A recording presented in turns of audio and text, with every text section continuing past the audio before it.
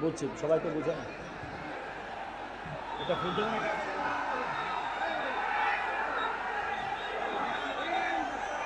সম্মানিত মুসলিমরা, আমি আপনাদের করজোড়ে অনুরোধ করছি, আমাদের সম্মানিত প্রধান অতিথি চলে আসছে, আপনাদেরকে হাত বাড়া দিয়ে আপনাদেরকে সঠিক শুভেচ্ছা জানাচ্ছেন। আমি বিশেষভাবে আপনাদের অনুরোধ করছি, আপনারা কোনো হই হাল্লা না করে আজকের এই বিশাল ঐতিহাসিক তাফসীরুল কুরআন মাহফিল জমিয়তের পবিত্র আপনারা মেহমান, আপনারা প্রধান মুফাসসির ডক্টর মিজানুর রহমান আজহারী সাহেবের আজকের এই শুভকামনা আপনারা শ্রোতা। আমি দেখতে পেয়েছি অনেকগুলো প্রজেক্টর আছে, এলইডি আছে, অনেকগুলো এলইডি আছে, প্রজেক্টর আছে। মেহেরবানি করে আপনারা সেফ সাইডে যান, go to the safe zone. 350 police মোতায়েন হয়েছে। আমি দেখেছি ভাইদেরকে রাস্তার বিভিন্ন মোড়ে মোড়ে সব জায়গায় ভাইরা অবস্থান নিয়েছে, আর লোক হয়ে গেছে লক্ষ লক্ষ। একমাত্র আল্লাহর রহমত আর আপনাদের আন্তরিক সহযোগিতা ছাড়া এই প্রোগ্রাম বাস্তবায়ন করা সম্ভব না। আমি দেখে দেখে এসেছি কি গ্যাদারিং, কি হিউজ ক্রাউড। এই জায়গাটাতে ধাক্কাধাক্কি করলে পুলিশ ভাইরা কি করবে? এখানে ধাক্কা কেন? হাতটা দেখাই দেন, একটু উঠাই না, দুই সাইডে হাতটা দেখাই দেখ, দুই সাইডে একটু হাতটা দেখাই দেখ।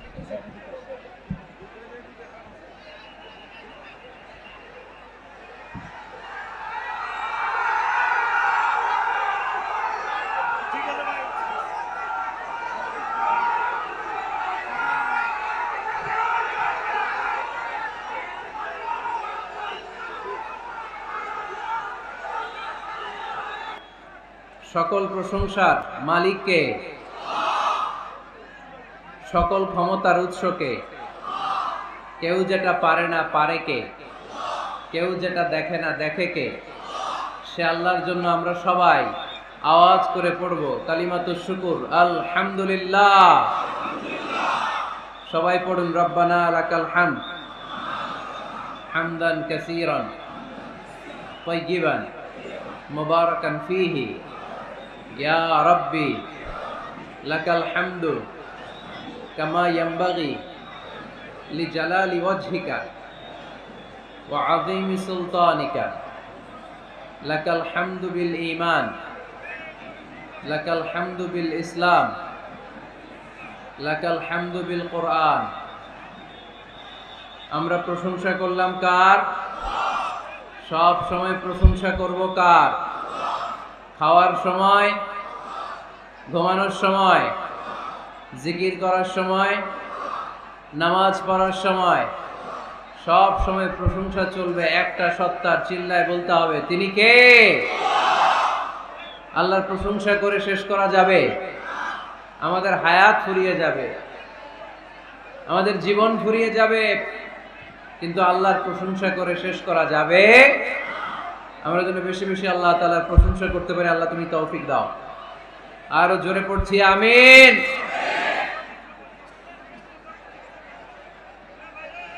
থামতে হবে, থামতে হবে, না থামলে আওয়াজ করা যাবে না, কথা বলা যাবে না। থেমে যান, মেহেরবানি করে শান্ত হন, আওয়াজ করবেন না, মেহেরবানি করে। এইদিকে এখন আওয়াজ শুনতে পাচ্ছি। আওয়াজ কেন ভাই? আওয়াজ কিসের? পুলিশ ভাইদেরকে বলবো আস্তে আস্তে, আপনারা যদি সেফ মনে করেন এই জায়গাটাতে আসতে দেন, এই জায়গায় দেন। যেহেতু আমি চলে আসছি আর আমার পরে কোনো আলোচক নাই, কিন্তু ধাক্কাধাক্কি চলবে না, দৌড়াদৌড়ি চলবে না। আস্তে আস্তে যাদেরকে পুলিশ ভাই অ্যালাউ করবে ইশারা দিয়ে তারাই আসবে, শুধু তারাই। আস্তে আস্তে আস্তে আস্তে। না না, পেছন থেকে না, পেছন থেকে না। No, sit down, have a seat, বসেন।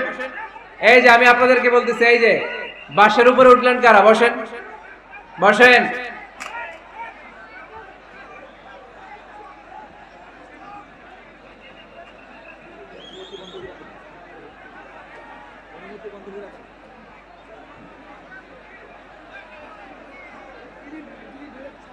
জি ডিবির ভাইয়ের আমি দেখেছি আপনারা অনেক চেষ্টা করতেছেন, একটু দেখেন। আর এখানে আইন শৃঙ্খলার দায়িত্বে যে সমস্ত পুলিশ ভাইরা আছেন, আস্তে আস্তে আস্তে আস্তে স্বল্প পরিসরে সবাই আসলে এখানে ক্যামেরাম্যানদের সমস্যা হবে। আস্তে আস্তে ঢুকায় দেন, জায়গা আছে, এখানে জায়গা আছে, দেন দেন, আস্তে আস্তে দেন।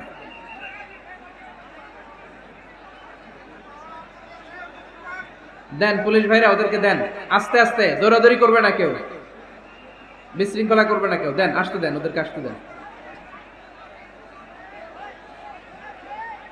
প্রায় প্রতিটা মাহফিলেই বিশৃঙ্খলা, এদেরকে থামাতে থামাতে আমার চলে যায় আধা ঘন্টা, এরপরে কথা বলার পরিবেশ আর থাকে না। তো আপনারা কি বিশৃঙ্খলা করবেন না কোরআনের কথা শুনবেন? এখানে আসছেন কোন নিয়তে আসছেন? তো বিশৃঙ্খলা করতেছেন কেন? কখন আসছেন? কয়টার দিকে আসছেন আপনারা? অনেকে সকালে, অনেকে দুপুরে একটায়। আচ্ছা ঠিক আছে, ঠিক আছে, আল্লাহ কবুল করুন। ঠিক আছে, ফজর পরে আসছে অনেকে। আমরা একটু জিকির করি, সুবহানাল্লাহ, আলহামদুলিল্লাহ, লা ইলাহা ইল্লাল্লাহ, সুবহানাল্লাহ।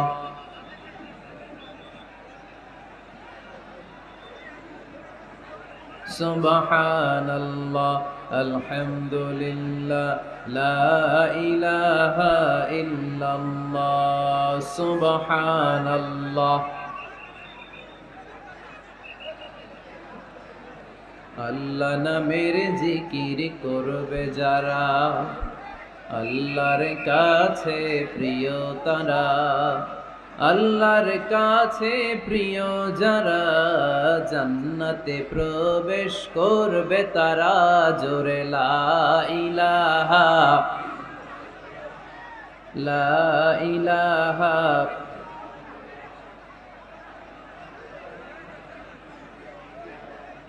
লা ইলাহা ইল্লাল্লাহু মুহাম্মাদুর রাসূলুল্লাহ সাল্লাল্লাহু আলাইহি ওয়াসাল্লাম। এখনো এখানে থামে নাই বিশৃঙ্খলা। এই তাফসির মাহফিলগুলোতে এসে কি লাভ হবে আমরা যদি সুশৃঙ্খল ভাবে একটা প্রোগ্রামকে অ্যারেঞ্জ করতে না পারি? লক্ষ লক্ষ টাকা খরচ করে এই প্রোগ্রামের আয়োজন হয়েছে। এখানে চিৎকার চেঁচামেচি, ওইখানে ধাক্কাধাক্কি, এইখানে জনস্রোত, বিশাল স্ক্রিনে দেখা যাচ্ছে না, তারপরও এখানে ধাক্কাধাক্কি।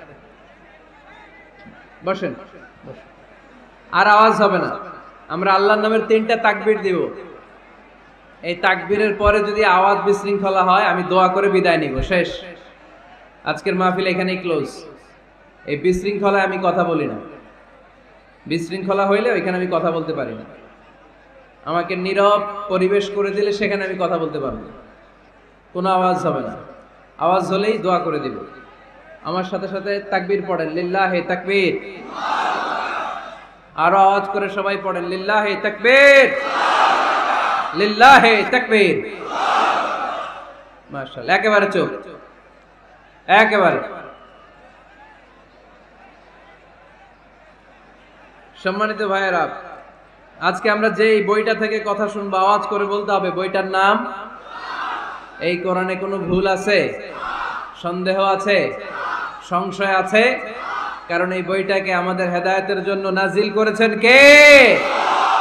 কোনো সন্দেহ নাই, সংশয় নাই। যালিকাল কিতাব লা রাইবা ফি হুদাল লিল মুত্তাকিন। This is the book whereof there is no doubt in it and a guidance to those who are muttaqin. এই বইটা এমন বই যে বইয়ে কোনো ভুল নাই, কোনো সন্দেহ নাই। আর মুত্তাকিনদের জন্য এই বইটাকে পথপ্রদর্শনকারী করে নাজিল করেছে কে? আল্লাহ। এজন্য এই বইটার সাথে আমাদের সম্পর্ক বাড়াতে হবে। প্রতিদিন কোরআনের তেলাওয়াত করা লাগবে, এই কোরআনের আয়াতগুলোর অর্থ বোঝা লাগবে। তাহলে দুনিয়াতেও শান্তি, আখিরাতেও শান্তি দিবে কে? আমরা যেন কোরআনকে আমাদের সাথী বানাই, কোরআনকে আমাদের বন্ধু বানাই। এই কোরআন থেকে আজকে আমরা কথা শুনবো। সবাই আওয়াজ করে পড়েন ইনশাআল্লাহ। আজকের আলোচনার বিষয় হচ্ছে হ্যাপি কাপল, সুখী দম্পতি, স্বামী আর স্ত্রী। কেমন করে একটা সুখী দাম্পত্য জীবন কোরআনের আলোকে, ইসলামের আলোকে গঠন করতে পারে, এ বিষয়ে কিছু কথা আজকের এই চমৎকার রজনীতে আমরা শুনবো ইনশাআল্লাহ। পড়েন। আপনারা বিয়ে করছেন তো সবাই নাকি? হ্যাঁ,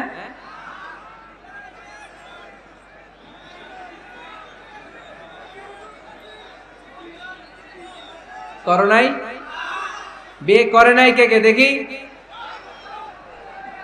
হায় হায়, চেয়ারম্যান সাহেব কই? এগুলোর বিয়ে করে দিয়েন। এগুলোর আপনার হাতে রেখে গেলাম, এই অবাকাগুলোরে মিলাই দিয়েন। বসেন। এই অবিবাহিতদের দুঃখ জ্বালা কেউ বুঝতে চায় না,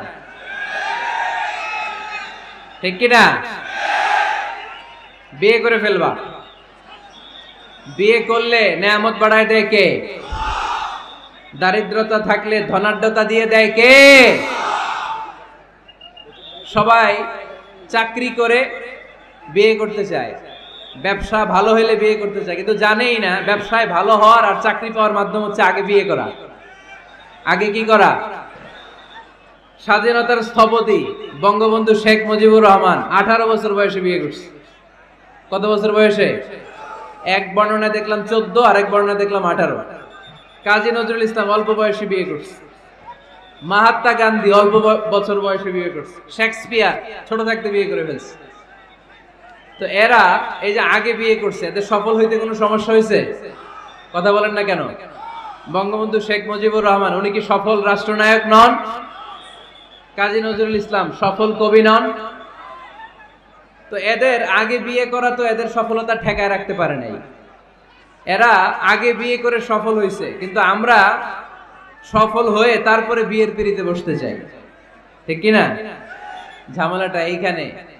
এজন্য ছেলের বাবা, মেয়ের বাবা, নীলফামারীতে যারা আছেন সবাইকে বলি, ছেলে মেয়ে প্রাপ্ত বয়স্ক যদি হয়, ছেলের জন্য উপযুক্ত মেয়ে পাওয়া গেলে, ভালো মেয়ে পাওয়া গেলে দিনদার, আর মেয়ের জন্য ভালো পাত্র পাওয়া গেলে বিয়ে দিয়ে দিবেন। আর নিকাহ মিন সুন্নতি ফামান রাগিবা আন সুন্নতি ফালাইসা মিন। বিশ্বনবী বলেন বিয়ে এটা আমার সুন্নাত, আর যে আমার সুন্নাতকে পছন্দ করে না সে আমার উম্মত দাবি করতে পারবে। আরবাআন মিন সুনানিল মুরসালিন, 4টা কাজ দুনিয়ার সব নবীরা করেছেন, এর মধ্যে একটা হচ্ছে বিয়ে। সুবহানাল্লাহ পড়বেন না? এজন্য বিয়ে করবেন সম্মানিত ভাইরা, বিয়েতে বরকত। যারা বিয়ে করে নাই তাদের ঈমানের অর্ধেক অপূর্ণাঙ্গ। বিয়ে করলে ঈমানটাকে পরিপূর্ণ করে দেয় কে? তো যারা হাত তুলছে এদেরকে আল্লাহ রূপবতী, গুণবতী, নেককার, ভদ্র স্ত্রী দিয়ে আল্লাহ ধন্য করুক। আমরা পড়ি আমিন। দেখছেন এখন গলার আওয়াজ বড় হয়ে গেছে, এখন মহা খুশি, বিয়ের কথা শুনলেই খুশি। তো আজকের আলোচনাটা যারা নিউ কাপল, নতুন বিয়ে করেছেন তাদের কাজে লাগবে, আর যারা তোমরা বিয়ে করোনি তোমাদেরও কাজে লাগবে সামনে, আর মুরব্বী যারা এদেরও কাজে লাগবে। আপনারা আপনাদের অভিজ্ঞতার আলোকে এই আলোচনার কথাগুলো আপনাদের নাতি নাতকো এদেরকে শোনাবেন। তাহলে আজকের আলোচনার বিষয় হচ্ছে হ্যাপি কাপল, সুখী দম্পতি। সুখী দম্পতি, দম্পতি মানে হচ্ছে স্বামী আর স্ত্রী। স্বামী আর স্ত্রী বানায় যেজন মিস্ত্রি, সে বড় আজব কারিগর ও মনরে, সে বড় কঠিন কারিগর। স্বামী আর স্ত্রী এই সম্পর্কটা মিলিয়ে দিয়েছেন কে? কোথায় মিলিয়ে দিয়েছেন? জান্নাতে। আওয়াজ করে বলেন কোথায়? আমাদের আদি পিতা আদম আলাইহিস সালাম, আদিমাতা হাওয়া আলাইহিস সালাম, এরা হচ্ছেন পৃথিবীর প্রথম দম্পতি, the first couple in the world। পৃথিবীর সর্বপ্রথম দম্পতির নাম হচ্ছে আদম আর হাওয়া। জান্নাতে ওনাদের বিয়ে পড়াই দিয়েছিলেন কে? তার মানে বিয়ের সম্পর্কটা এটা জান্নাতি সম্পর্ক, এটা একটা চমৎকার সম্পর্ক। এজন্য এই দাম্পত্য জীবন আমাদের এই সামাজিক জীবনের প্রভাব অনেক বেশি। অনেক দম্পতি আমাদের কাছে বলে হুজুর সুখ নাই, শান্তি নাই। স্ত্রী এসে বলে হুজুর আমার হাজবেন্ড আমাকে পছন্দ করে না, পরকিয়া করে। এই পরকিয়ার ভাইরাস বাংলাদেশে আছে না নাই? নীলফামারীতে বোধহয় নাই, আপনাদেরও আছে? আচ্ছা। আবার অনেক হাজবেন্ড এসে বলে আমার স্ত্রীর এই সমস্যা। তো এগুলো সমাজের সবচেয়ে বড় সমস্যা, ঘাতক ব্যাধির চেয়েও বড় ব্যাধি। এগুলো নিয়ে কেউ মুখ খোলে না। কথা বলে না, ফলে এই দাম্পত্য জীবনের কলহ এটা দুর্বিষহ হয়ে ওঠে। আজকের আলোচনার মধ্য দিয়ে আমরা জানবো স্বামী স্ত্রী কেমন করে একটা সুখী, সমৃদ্ধ, আনন্দময় দাম্পত্য জীবন লিড করতে পারে। এ বিষয়ে আমাদের জানার দরকার আছে না নাই? আচ্ছা, আপনারা শুনতেছেন? আপনাদের সকলের মনোযোগ কি আমার দিকে, না ডানে বায়ে তাকাচ্ছেন? এই দিকে এখনো থামতে পারে নাই, আপনি করাই দেন পরে। এই বাম দিকে এখনো থামতে পারে নাই। আমার মোনাজাতের সময় হয়ে আসতেছে, তোমরা ধাক্কা পাচ্ছে, আমি দোয়া করে চলে যাচ্ছি। কিছুই নিয়ে যেতে পারলা না, তোমরা নিজেও শুনলা না, অন্যদেরকেও শুনতে দিলা না। না না, এরকম করেন না, চেয়ার দিয়ে করেন না, চেয়ার দিয়ে করেন না, রাখেন রাখেন রাখেন। আমি তো তোমাদেরকে হাত নেড়ে শান্ত হতে বললাম, এরপরে কথা কিসে রেখেন?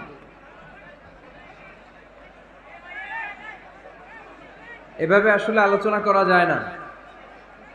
একজন আলোচক কোন একটা বিষয় নিয়ে যখন কথা শুরু করবে, ডানে বায়ে ধাক্কা ধাক্কি, চিৎকার, বিশৃঙ্খলার আওয়াজ যখন আলোচকের কানে আসে, উনি কথার খেই হারিয়ে ফেলে। এই যে আবার শুরু হয়েছে এখানে।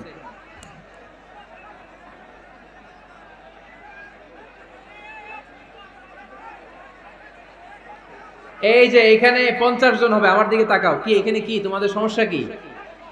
এখানে কি জায়গা নাই তো গো ব্যাক, পেছনে যাও, পেছনে যাও। এই যে এলইডি আছে ওখানে বসে দেখো, ওখানে তো আমার আরো বড় দেখা যায়, ওখানে যেয়ে দেখো। এইখানে কি প্রতিটা মাহফিলে এই আমার ডান দিকে এই বাম দিকে কয়েকশো ছেলে পেলে ধাক্কা ধাক্কি করে শেষ পর্যন্ত বিশৃঙ্খলা। আল্লাহ হায়াতে বাঁচায় রাখলে মার্চের 15 তারিখ পর্যন্ত আমি আলোচনা করব দেশে। আজকের এই ক্যামেরাম্যানদের কথা এটা ছড়ায় যাবে সব কমিটি। এই দুই দিকে ফাঁকা রাখবেন, এইখানে আপনাদের নিরাপত্তা কর্মী রাখবেন, কেউ থাকতে পারবে না এদিকে। সামনে যতদূর বসবে সব সামনে, এই জায়গা আমি ফাঁকা দেখতে চাই।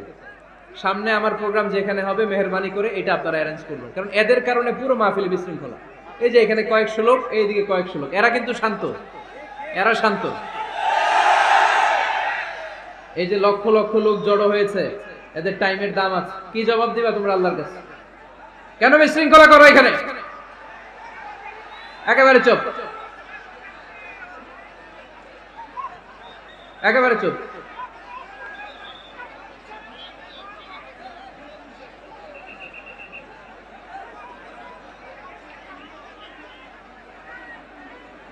হ্যাঁ বসে যান, বসেন। ধাক্কাধাক্কি করতে আসছেন, বসেন, ধাক্কাধাক্কি করে বসেন।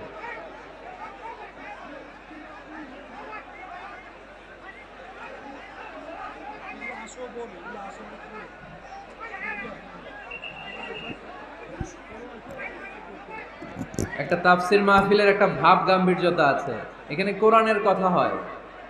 এখানে এরকম বিশৃঙ্খলা করলে মাহফিলের সৌন্দর্যটাই নষ্ট হয়ে যায়।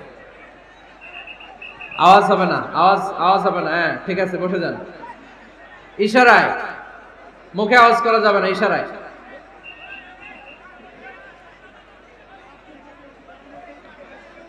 সম্মানিত ভাইয়েরা, আমরা দাম্পত্য জীবনে সুখী হতে চাই কোরআন সুন্নাহর আলোকে। স্বামী স্ত্রীর সম্পর্কটা এটা একটা মধুর সম্পর্ক, ঠিক কি না? স্বামী স্ত্রীর সম্পর্কটা কেমন জানেন? স্বামী স্ত্রীর সম্পর্কটা হচ্ছে হাত আর চোখের মতো। হাত ব্যথা পেলে চোখ দিয়ে পানি ঝরে, আবার চোখ দিয়ে পানি ঝরলে হাত সেই পানি মুছে দেয়, ঠিক কি না? স্বামী আর স্ত্রীর সম্পর্কটা এরকম হবে, হাত আর চোখ।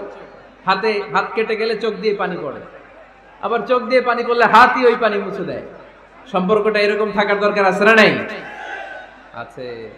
আল্লাহ তাআলা স্বামী স্ত্রীর সম্পর্ককে কোরআনে পোশাকের সাথে তুলনা করেছেন। ড্রেস, কস্টিউম, পোশাক। আওয়াজ করে বলেন, কিসের সাথে তুলনা করেছেন? পোশাক। কেন পোশাকের সাথে তুলনা করলেন? কারণ পোশাক মানুষের লজ্জাস্থানের হেফাজত করে। ইট কভারস আওয়ার প্রাইভেটস।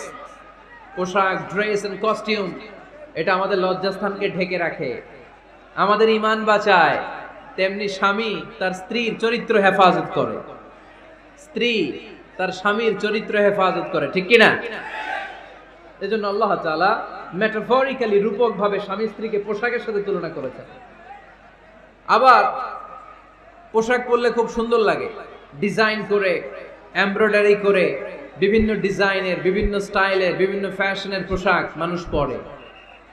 পোশাক পরলে মানুষের শ্রী বর্ধিত হয়, সৌন্দর্য বেড়ে যায়। ঠিক তেমনি নারীর চোখে পুরুষ সুন্দর, পুরুষের চোখে নারী সুন্দর, ঠিক কিনা? পোশাকের 3 নাম্বার কাজ হচ্ছে পোশাক মানুষকে কমফোর্ট দেয়, আরাম। এই যে শীতকালে আপনারা অনেকে ব্লেজার পরে আসছেন, অনেকের গলায় মাফলার, অনেকের গায়ে চাদর, আরাম লাগে না? কথা বলেন না কেন? লাগে। আবার গ্রীষ্মকালে এই মাফলার পরে কেউ বের হয়? চৈত্র মাসে, চৈত্র মাসে নীলফামারীতে জ্যাকেট পরেন কে কে দেখি? পরেন? পরেন? পরেন না। এর কারণ চৈত্র মাসে পাতলা কাপড় পরতে হয়, কটনের, সুতির কাপড়। শীতকালে মোটা কাপড় আরাম লাগে, দেহটাকে প্রশান্ত করে দেয়। আবার গরমকালে সুতির, কটনের পাতলা কাপড় পরলে দেহটারে প্রশান্ত করে দেয়। ঠিক তেমনি স্ত্রী যখন স্বামীর সান্নিধ্য পায়, এই লাইটটা অফ থাকলে ভালো, অফ, এই লাইটটা অফ, পারলে এটা অফ। স্ত্রী যখন স্বামীর সান্নিধ্য পায়, স্ত্রী প্রশান্ত হয়ে যায়। আবার স্বামী যখন স্ত্রীর সংস্পর্শ পায়, স্বামীর অন্তরটারে প্রশান্ত করে দেয় কে? এজন্য আল্লাহ তাআলা নারীকে বলেছেন, নারী তোমরা হচ্ছে পুরুষের পোশাক। আবার পুরুষদেরকে বলেছেন, ও পুরুষরা তোমরা নারীদের পোশাক। পড়েন আল্লাহু আকবার। রব্বুল আলামিন বলেন, হুন্না লিবাসুল লাকুম ওয়া আনতুম লিবাসুল লাহুন। ও নারীরা, তোমরা তোমাদের স্বামীদের পোশাক, আর তোমাদের স্বামীরা হলো তোমাদের পোশাক। পোশাক যেমনি লজ্জাস্থানকে ঢেকে রাখে, ঈমান ইজ্জতের হেফাজত করে, আব্রু ঢেকে রাখে, তেমনি স্বামী তার স্ত্রীর চরিত্রের হেফাজত করে, স্ত্রী তার স্বামীর চরিত্রের হেফাজত করে। পোশাক যেমনি সুন্দর, স্ত্রীর চোখে স্বামী সুন্দর, স্বামীর চোখে স্ত্রী সুন্দর। পোশাক যেমনি মানুষকে আরাম দেয়, প্রশান্ত করে দেয়, স্বামী আর স্ত্রী একে অপরের সংস্পর্শ পেলে তাদের হৃদয়টাও প্রশান্ত হয়ে যায়, ঠিক কিনা? এজন্য আল্লাহ তাআলা পোশাকের সাথে তুলনা করেছেন। পোশাক একে অপরের পোশাক, পোশাক চামড়ার সাথে লেগে থাকে না, আলাদা থাকে। তার মানে স্বামী স্ত্রী সম্পর্কটা এরকম মিলেমিশে ভালোবেসে একাকার, ঠিক কিনা? আর নিসাউ শাকাইকুর রিজাল, নারীরা পুরুষদের কাউন্টার পার্ট। নারী হচ্ছে পুরুষের সহযোগী। এই পৃথিবীর এই সভ্যতা, এই সিভিলাইজেশন, এই উন্নয়ন, এই ডেভেলপমেন্ট, এটা শুধু পুরুষরা করে নাই। এই উন্নয়নের অংশীদারিত্বে আমাদের বোনদের, নারীদেরও হাত আছে না নাই? এজন্য কাজী নজরুল বলেছেন, এই বিশ্বে যা কিছু সুন্দর চিরকল্যাণকর, অর্ধেক তার করিয়াছে নারী, অর্ধেক তার নর। চিল্লায় বলেন ঠিক কিনা? এজন্য এই মহাবিশ্বের এই সভ্যতায় আপনাদের যেমনি অবদান, আমাদের বোনদেরও অবদান আছে না নাই? আছে। স্বামী স্ত্রী এই দুজন মিলে এই বিশ্ব সভ্যতা তৈরি হয়েছে। এজন্য দুজনের মধ্যে সম্পর্ক হবে পোশাকের মতো। পোশাক যেমনি দেহের সাথে লেগে থাকে, স্বামী স্ত্রীর মধ্যে এরকম সুসম্পর্কের দরকার আছে না নাই? আছে। আজকে আমরা জানার চেষ্টা করব কি করে স্বামী আর স্ত্রীর মধ্যে এই সুসম্পর্ক বাড়ানো যায়, ইনক্রিজ করা যায়। কি করে আমাদের মধ্যে মারামারি, কাটাকাটি, ঝগড়া, ডিভোর্স এই রেটটা কমানো যায়, এ ব্যাপারে আমাদের জানার দরকার আছে না নাই? ইসলামী শরিয়া স্বামী স্ত্রী প্রত্যেককে ইন্ডিভিজুয়ালি আলাদা আলাদা কিছু দায়িত্ব দিয়েছে। স্বামীকে কিছু দায়িত্ব দিয়েছে, আবার স্ত্রীকে কিছু দায়িত্ব দিয়েছে, আবার উভয়কে কিছু দায়িত্ব দিয়েছে। আমরা শুরুতে স্বামী স্ত্রীর উভয়কে আল্লাহ তাআলা কি দায়িত্ব দিয়েছে এটা জানবো। তারপরে স্ত্রীদেরকে আল্লাহ তাআলা কি দায়িত্ব দিয়েছেন সেটা জানবো। সবশেষে স্বামীদেরকে আল্লাহ তাআলা কি দায়িত্ব দিয়েছে সেটা জানবো। এই দায়িত্বগুলো পালন করার মধ্য দিয়ে দাম্পত্য জীবনকে সুখময় করে দিবে কে? আল্লাহ। শুরুতে আমরা জানবো দ্য কালেকটিভ রেসপন্সিবিলিটি, যৌথ দায় দায়িত্ব কি আছে স্বামী আর স্ত্রীর, কেমন করে দাম্পত্য জীবনকে সুখময়, শান্তিময় করতে হয়। একটা দাম্পত্য জীবন কলহমুক্ত করতে চাইলে, সুখময় করতে চাইলে সর্বপ্রথম স্বামী স্ত্রীর যেটা খেয়াল রাখতে হবে সেটা হচ্ছে স্বামী স্ত্রীর উভয়ের স্যাক্রিফাইসের মানসিকতা থাকা লাগবে। স্যাক্রিফাইস, আওয়াজ করে আমার সাথে সাথে বলেন স্যাক্রিফাইস। এই স্যাক্রিফাইস ছাড়া দাম্পত্য জীবন টিকবে? দুইজনেই যদি ঝগড়া করে, দুইজনেই যদি রেগে যায়, ঝামেলা আছে না নাই? স্বামী রেগে গেলে স্ত্রীকে থেমে যেতে হয়, আবার স্ত্রী রেগে গেলে স্বামীকে থেমে যেতে হয়। স্বামীও যদি রেগে যায় স্ত্রীও যদি রেগে যায় তাহলে তৃতীয় বিশ্বযুদ্ধ বেঁধে যাবে, ঠিক কি না? এই জন্য রেগে গেলেন তো হেরে গেলেন, রাগা যাবে না। স্বামী যদি রেগে যায় স্ত্রী থেমে যেতে হবে, স্ত্রী যদি রেগে যায় স্বামী থেমে যেতে হবে। এটাই দাম্পত্য জীবনের সুখ আর সমৃদ্ধির মূল ফর্মুলা। স্যাক্রিফাইস করতে হবে। এর কারণ আপনি যদি দোষ খুঁজতে শুরু করেন, দোষ ছাড়া পৃথিবীতে মানুষ নাই, ঠিক কি না? No one is perfect in this world. এই পৃথিবীতে কেউই পারফেক্ট না। আপনি যে আপনার স্ত্রীর দোষ খোঁজেন, আপনারও দোষ আছে না নাই? আবার ভাবি যদি আপনার খালি দোষ খোঁজে, ভাবিরও দোষ আছে না নাই? না। এজন্য দোষ খুঁজবেন না, স্যাক্রিফাইস করেন, একটু মানিয়ে নিন। দাম্পত্য জীবনটা এরকমই, একটু ছাড় দিতে হয়, একটু মানিয়ে নিতে হয়। দাম্পত্য জীবনে কখনো মন খারাপ, কখনো মন ভালো, কখনো রোদ, কখনো বৃষ্টি, এই নিয়েই দাম্পত্য জীবন, ঠিক কিনা?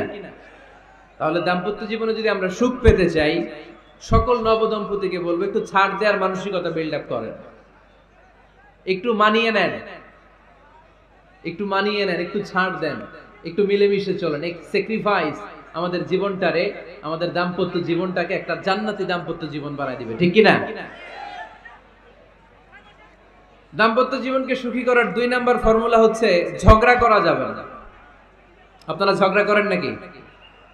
হ্যাঁ, বউয়ের সাথে ঝগড়া করেন না এরকম বিবাহিত পুরুষ কে কে আছেন দেখি এখানে? হাত তুলছে নাকি? বিশ্বাস হয় আপনাদের? হ্যাঁ, অনেক ঝগড়া। হ্যাঁ, আচ্ছা, মেয়েরা বেশি করে? না না, এই মহিলা প্যান্ডেল আছে এদিকে, এদেরকে জিজ্ঞেস করলে বলবে সব দোষ আপনাদের, আর আপনারা দোষ দিচ্ছেন এদের। তো ঝগড়া করবেন না মেহরবানি করে, সম্মানিত ভাইরা, ঝগড়া করবেন না। কারণ এই ঝগড়া থেকে, সামান্য ঝগড়া থেকে অনেক সময় বিচ্ছেদের দিকে চলে যায় সম্পর্ক। ছোট্ট ঝগড়া থেকে যেতে যেতে ঝগড়া বাড়তে বাড়তে ডিভোর্সের দিকে গড়া, এরকম আছে না নাই? না, সামান্য ঝগড়া যদি বেঁধে যায়, শয়তান এটার মধ্যে বাতাস দেয়, এটারে বাড়াতে বাড়াতে শয়তান অনেক বড় করে। ইমানদারদের পরিবার ভেঙে গেলে শয়তান খুশি, আর ইমানদারদের পরিবার টিকে থাকলে আমার আল্লাহ খুশি। আমরা কার খুশি চাই? জোরে বলতে হবে, খুশি চাই কার? শয়তান সব সময় চায় ইমানদারদের ফ্যামিলি ভেঙে দিতে। Always he tries his level best to break down the relationship of a মুমিন ফ্যামিলি। একজন ইমানদারের ফ্যামিলি কি করে ব্রেক ডাউন করে দেয়া যায়? যেন ঝগড়াই করবো না আমরা। আপনি ঝগড়া করলে ভাবি যেন ঠান্ডা থাকে, ভাবি ঝগড়া শুরু করলে আপনি ঠান্ডা থাকবেন। ঝগড়া করা যাবে না, কিন্তু ঝগড়া হয়ে যায় ফ্যামিলিতে, এটাকে চেক দিতে হবে। ঝগড়া নিয়ে অনেক মজার মজার গল্প আছে। একটা গল্প দিয়ে আজকে শুরু করি। এক লোক মাহফিল শেষ করে 11টার দিকে বাসায় ফিরেছে। তো বাসায় ঢোকার আগে তার ওয়াইফকে ফোন দিয়েছে। ফোন দিয়ে বলতেছে, এই মাহফিল শেষ, আমি কিন্তু বাসায় চলে আসতেছি, শুরু করার আগে তাড়াতাড়ি দরজাটা খুলো। তো স্ত্রী আবার রাতের খাবার স্বামীকে ছাড়া খায় না। তো স্ত্রী দরজা খুলে দাঁড়ায় আছে, স্বামী বেচারা আসছে। আসার পরে স্ত্রীকে বলতেছে, এই শুরু করার আগে রাতের খাবার দিয়ে দাও, খেয়ে নেই। তো স্বামী ওয়াশরুম থেকে ফ্রেশ ট্রেশ হয়ে আসছে, স্ত্রী বেচারিও ডাইনিং টেবিলে খাবার দিয়েছে। এবার স্বামীও খেতে বসেছে, স্ত্রীও খেতে বসেছে। স্বামী আবার বলতে আরম্ভ করছে, শুরু করার আগে ফ্যানটা ছাড়ো, খুব গরম লাগতেছে। এবার তো স্ত্রী রেগে মেগে আগুন, কি আসার পর থেকে শুরু করার আগে, শুরু করার আগে, শুরু করার আগে, কি শুরু করার আগে? স্বামী বলতেছে, এই তো শুরু হয়ে গেল, এই শুরু হয়ে গেল। মানে কি? ঝগড়া। নীলফামারীর ভাইয়েরা, এটা শুরু করা যাবে না। শুরু করবেন আপনারা? ঝগড়া করবেন? আমাদের ফ্যামিলিগুলো থেকে ঝগড়াকে আজকে থেকে আমরা নো বলে দিলাম। মানে না, ঝগড়াকে কি বললাম? সবাই বলতে পারেন না, আওয়াজ করে বলেন, ঝগড়াকে আমরা কি বলবো? নো। ঝগড়া করা যাবে না। শয়তান ঝগড়া বাঁধাতে খুব উস্তাদ। সহিহ মুসলিমের হাদিস, ইন্না ইবলিসা ইয়াদাউ আরশাহু আলাল মা সুম্মা ইয়াবআসু সারায়াহু। ইবলিস তার সিংহাসন গেড়েছে সাগরের উপরে। ইবলিসের সিংহাসন কিসের উপরে? বিশাল বড় সাগর আর মহাসাগরের উপরে ইবলিস শয়তান তার সিংহাসন নিয়ে বসা। প্রতিদিন সকালবেলায় শয়তানগুলোরে মানব রাজ্যে পাঠিয়ে দেয়, যা তোরা মানব রাজ্যে চলে যা, যে মানুষকে ওয়াসওয়াসা দেয়, ওয়াসওয়াসা দিয়ে খারাপ কাজ করা। সারাদিন খারাপ কাজ করার পরে কি কি ওয়াসওয়াসা দিল, কি কি খারাপ কাজ মানুষের মধ্যে ঘটালো, সন্ধ্যাবেলায় সব শয়তান এসে ইবলিসকে বয়ান শোনায়। সন্ধ্যাবেলায় শয়তানগুলো এসে বলে, আমি এক লোককে দিয়ে মিথ্যা কথা বলিয়েছি। আরেক শয়তান বলে, আমি নামাজ কাজা করিয়েছি এক আল্লাহর বান্দাকে দিয়ে। আরেকজন বলে, আমি ওজনে কম দিয়েছি। আরেকজন বলে, আমি সুদের ব্যবসার মধ্যে টাকা লাগানোর ব্যবস্থা করে দিয়েছি। এক একজন এক একটা ওয়াসওয়াসা দিয়ে আল্লাহর মুমিন বান্দাদেরকে ধোঁকা দিয়েছে। এগুলোর ফিরিস্তি এসে সব শয়তানেরা ইবলিসকে শোনায়, কিন্তু কোনো কথাতে ইবলিসের মন ভরে না। কোন শয়তান এসে বলে, আমি তো এমন মদের আড্ডাখানায় নিয়ে গেছি আল্লাহর বান্দাদেরকে, এগুলো নামাজই পড়ে নাই, খালি মদ খেয়েছে। আবার কিছু শয়তান এসে বলে, আমি ক্যাসিনোতে নিয়ে গেছি, ওখানে খালি জুয়া খেলছে। আবার কিছু শয়তান এসে বলে, আমি বাজারের মধ্যে ফরমালিনের এই ওয়াসওয়াসা ঢুকাই দিছি।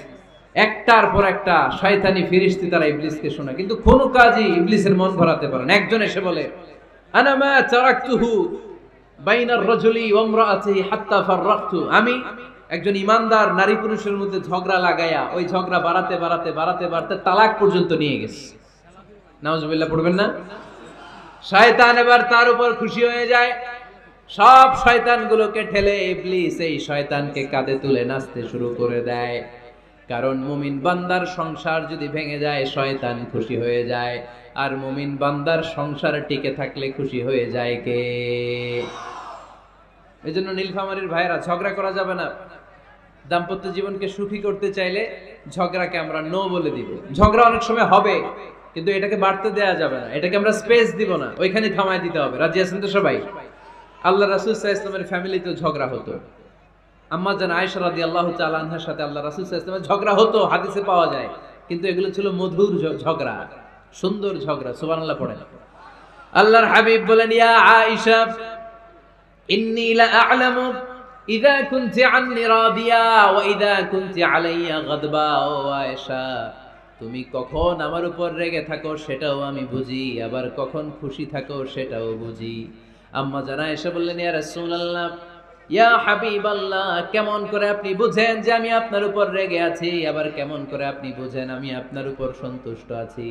বিশ্বনবী বললেন, আয়েশা, তুমি যখন আমার উপরে খুশি থাকো, আমার উপর যখন তুমি রাজি থাকো, তখন তুমি দোয়ার সময় এইভাবে দোয়া করো, ওয়া রব্বি মুহাম্মাদ, মুহাম্মাদের রব, আপনি আমাদের সব গুনাহগুলো মাফ করে দেন।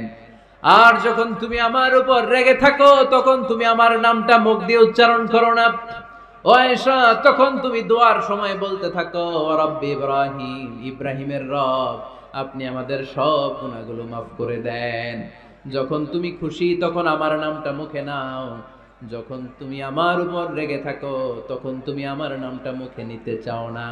আম্মা জান আয়েশা বললেন, ইয়া রাসূলুল্লাহ, ইয়া হাবিবাল্লাহ, মা আহজুরু ইল্লা ইসমাক, আমি শুধু আমার মুখ থেকে আপনার নামটারে সরায় রাখি, আমার হৃদয় থেকে কোনোদিন আপনারে সরাতে পারি না।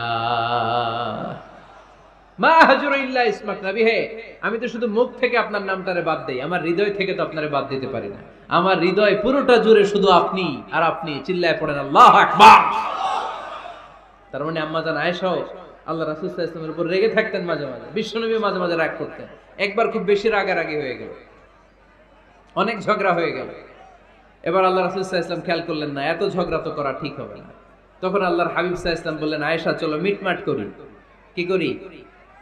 হ্যাঁ, মিউচুয়াল করি না, মিটমাট। এই যে ঝগড়া লাগলে আবার যে মিলায় দেয়, এটার কি বলেন আপনারা নীলফামারীতে? মিটমাট। আল্লাহর হাবিব সাল্লাল্লাহু আলাইহি ওয়াসাল্লাম বললেন, আয়েশা চলো আমরা মিটমাট করি, আমরা আর ঝগড়া না করি। আম্মা জান আয়েশা বললেন, ঠিক আছে চলেন মিটমাট করি। বিষ্ণু বললেন, ঠিক আছে একজনকে নিয়ে আসি যে দুজনের মাঝে মিটমাট করাই দিবে। কারে নিয়ে আসবো? ওমরে ফারুককে নিয়ে আসি। আম্মা জান আয়েশা বলে, না, ওমরও গালিদ, ওমরের মেজাজ গরম, আমার ভয় লাগে। সুবহানাল্লাহ পড়বেন না? বিষ্ণু বললেন, তাহলে তোমার আব্বারে নিয়ে আসি। কই নিয়ে আসেন, আব্বারে খুব ভাল লাগে। বিষ্ণু বললেন, ঠিক আছে তোমার কথাই রইলো, ওমরকে ডাকবো না, তোমার আব্বা আবু বকরকে নিয়ে আসবো। বিশ্বনবী মিটমাট করার জন্য সাইয়েদনা আবু বকর রাদিয়াল্লাহু তাআলা আনহুকে ডেকে নিয়ে আসলেন। সাইয়েদনা আবু বকর রাদিয়াল্লাহু তাআলা আনহু ঘরে ঢুকলেন। বিশ্বনবী বললেন, আয়েশা, আমার আর তোমার মাঝে কি নিয়ে ঝগড়া হয়েছে? কথাটা কি তুমি বলবা নাকি আমি বলবো? আম্মা জান আয়েশা বলেন, আপনিই বলেন, তবে মিথ্যা বললেন না, যা ঘটছে ওইটাই বললেন। ওয়ালা তাকুলিল্লাহ হাক্কান, যেটা সত্য ওইটাই বলবেন, অন্য কিছু বলবেন না। আবু বকর রাদিয়াল্লাহু তাআলা আনহু তো শুনে রেগে মেগে আগুন। কি এত বড় সাহস, বিশ্বনবীর সামনে দাঁড়িয়ে তুমি এভাবে কথা বলো? এই আদব শিক্ষা দিয়েছি তোমাকে আমি। রেগে গেলেন। বিশ্বনবী কি সত্য ছাড়া মিথ্যা কিছু বলবেন? রেগে মেগে চিৎকার করে মেয়ের গালের মধ্যে দিলেন এক চপেটাঘাত। এক থাপ্পড় খেয়ে আম্মা জান আয়েশা উল্টায় পড়লেন। আবার মারার জন্য সাইয়েদনা আবু বকর রাগে গড়গড় করছিলেন, মেয়েরে আবার মারার জন্য উদ্যত হলেন। বিশ্বনবী অবস্থা ভয়ঙ্কর দেখে সাইয়েদনা আবু বকরের সামনে দুই হাত মেলে এইভাবে দাঁড়িয়ে গেলেন। বিশ্বনবীকে যখন আবু বকর রাদিয়াল্লাহু তাআলা আনহু দাঁড়াতে দেখলেন, সাইয়েদনা আবু বকর মুহূর্তের মধ্যে থেমে গেলেন। সুবহানাল্লাহ পড়ো। সাইয়েদনা আবু বকর রাদিয়াল্লাহু তাআলা আনহু ঘর থেকে বের হয়ে গেলেন। এবার বিশ্বনবী আম্মা জান আয়েশার কাছে যেয়ে বলেন, ও আয়েশা, দেখো আমি তোমারে মাইর থেকে বাঁচাইলাম। আমি না থাকলে তোমার বাবা তোমারে আসে শেষ করে ফেলতো, ঠিক কি না? আমি বাঁচাইছি তোমারে। ইয়া আয়েশা কাইফা রাআইতিনি আনখাসতুকি মিনার রাজুল, দেখছো আয়েশা কেমনে বাঁচাইলাম তোমারে?